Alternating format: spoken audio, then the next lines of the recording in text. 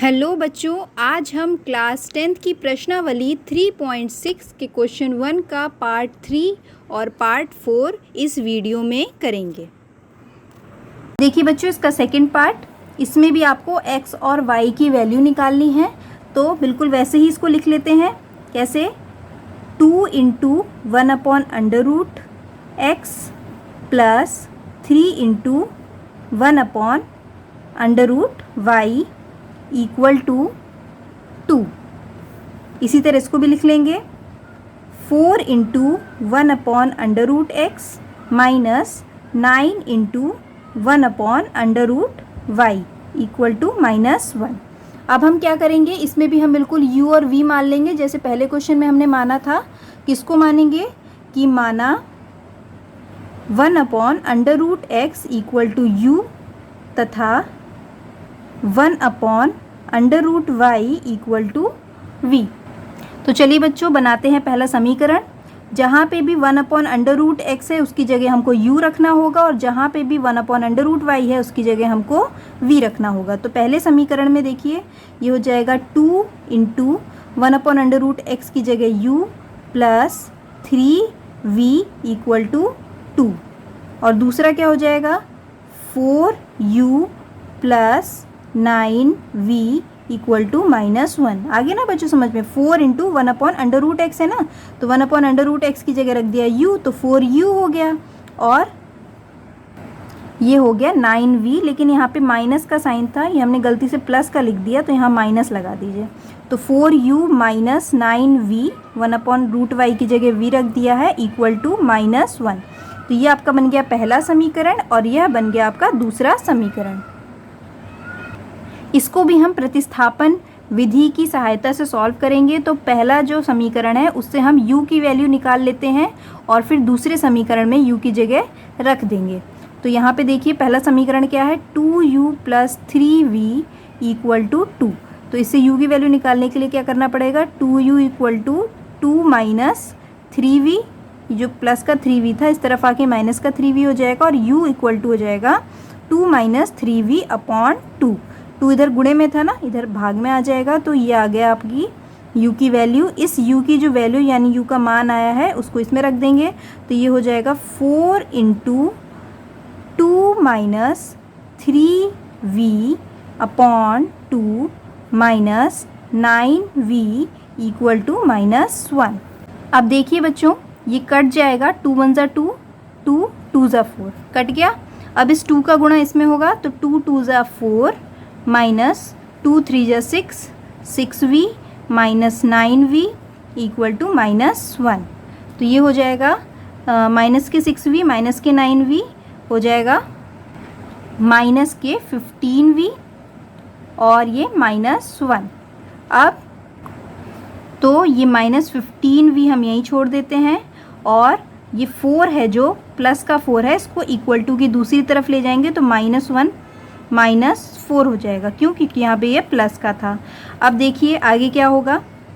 Minus के 15v equal to हो जाएगा -1, और -4 कितना हो जाएगा? माइनस के 5। तो ये माइनस माइनस कट जाएगा, तो 15v इक्वल टू हो गया 5। तो v बराबर क्या हो जाएगा? 5/15, यानी कि 5 1 ज़ा 5, 5 3 ज़ा 15। तो v की कितनी वैल्यू आ गई? v की वैल्यू आ गई 1/3। इसी तरह हम u की वैल्यू भी निकाल लेंगे। v की वैल्यू इसमें रख देते हैं, तो u की वैल्यू निकल आएगी। तो यहाँ पे रखा हमने u बराबर 2 माइनस 3 इंटू वी की वैल्यू क्या है? 1/3, तो ये 1/3/2। तो ये देखिए 3 और 3 कट जाएगा, तो 2 -1 हो जाएगा। 2 - 1 कितना होगा? 2 - 1 होगा 1, और नीचे ये 2 है ही, तो u की वैल्यू आ गई 1/2। तो v की वैल्यू 1/3 और u की वैल्यू आ गई 1/2। अब हमने देखिए, हमको किसकी वैल्यु निकालनी थी? x और y की निकालनी है ना, तो u की वैल्यू हम यहाँ रख देंगे, तो हमें x की वैल्यू मिल जाएगी। कैसे करेंगे देखिए, 1/√x बराबर u माना था हमने, तो u की वैल्यू हमको क्या मिली है? 1/2। तो 1/√x बराबर 1/2। अब देखिए बच्चों, दोनों तरफ ही अगर हम वर्ग कर दें, दोनों तरफ वर्ग कर दें तो क्या हो जाएगा, ये तो हो जाएगा 1/x, क्योंकि √x इंटू √x x हो जाएगा, और इस तरफ क्या हो जाएगा 1/4।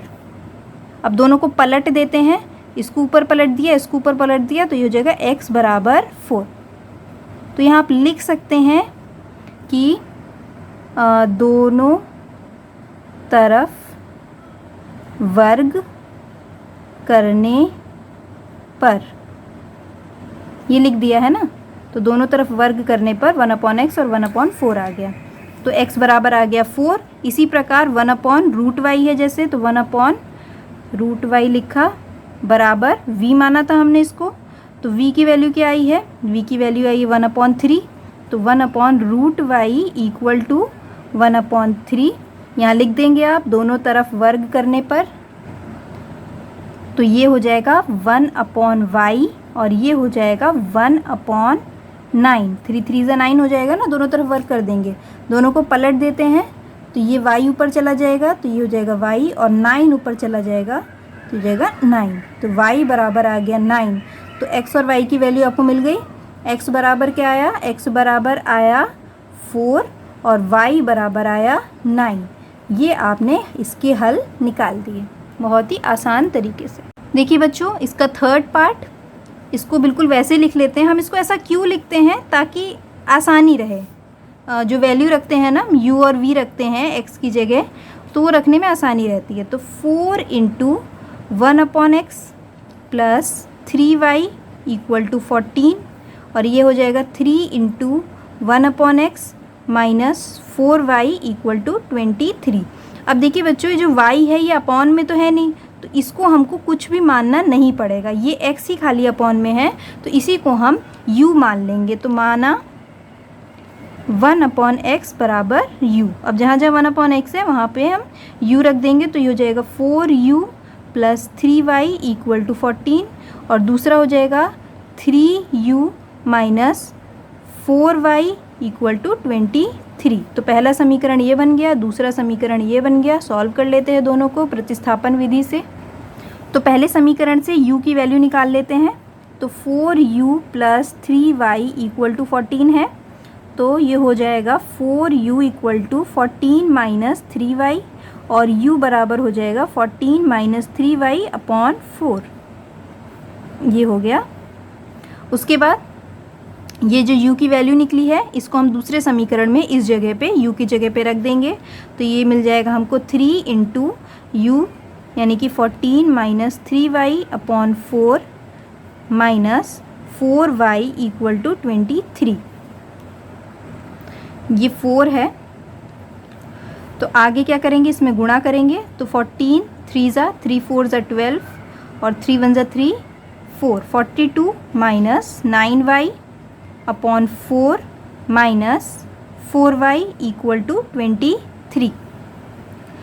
इसमें हम एलसीएम ले लेंगे, तो एलसीएम ले लिया हमने 4 का, तो ये हो जाएगा 42 माइनस 9y, 42 माइनस 9y, और 4 4 जा 16, तो माइनस के 16y इक्वल टू 23। तो ये हो जाएगा 42 माइनस 25y, और ये जो 4 है इधर भाग में है ना, इधर जाके गुणे में चला जाएगा, तो ये हो जाएगा 23 गुणे 4। तो 42 माइनस 25y इक्वल टू 4 3 ज़ा 12, 4 2 ज़ा 8 9, माइनस के 25y, ये 42 इधर प्लस में है, उधर जाके माइनस में हो जाएगा, तो 92 माइनस 42 कितना हो जाएगा, 2 में से 2 गए 0 और 9 में से 4 गए 5, माइनस के 25y।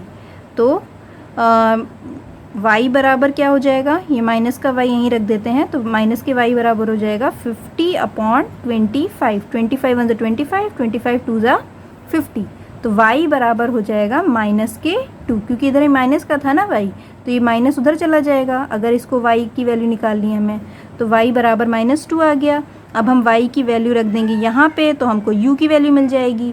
तो u बराबर है 14 माइनस 3 इंटू y की वैल्यू क्या है -2, तो यहाँ -2 रखा अपॉन 4, तो ये हो जाएगा 14 माइनस माइनस प्लस हो जाएगा, तो प्लस के 6, 3 to the 6 upon 4, 14 plus 6 20, 20 upon 4 यानी कि 5। तो u की वैल्यू कितनी निकली?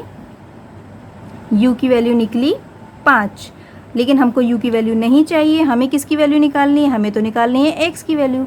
तो यहाँ पे 1/x बराबर हमने u लिया था, तो u की वैल्यू है 5, तो x की वैल्यू कितनी होगी? पलट देते हैं दोनों को, x को भी ऊपर किया और ये 5 का मतलब होता है 5/1, तो और ये जो 1 है इसको भी ऊपर कर देंगे हम, तो x को ऊपर किया तो यहाँ आएगा x और 1 को ऊपर किया तो ये हो जाएगा 1/5। ये पलट दिया हमने, तो x की वैल्यू आ गई 1/5 और y की वैल्यू आ गई -2। ये इसका हल हो जाएगा।